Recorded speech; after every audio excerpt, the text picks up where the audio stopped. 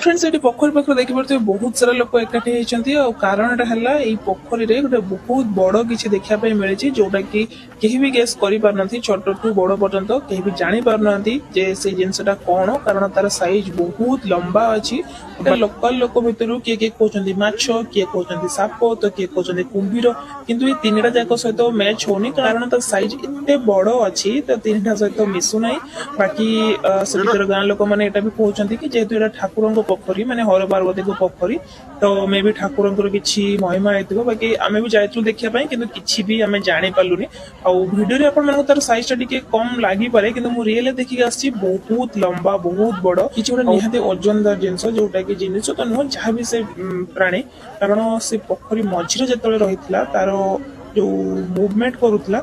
तार लहड़ी जो ढेउ पूरा पोखरी सारा खेली जाऊला तो से जना पड़ा कि जिनसा केते बड़ आ केते हेवी सेटा।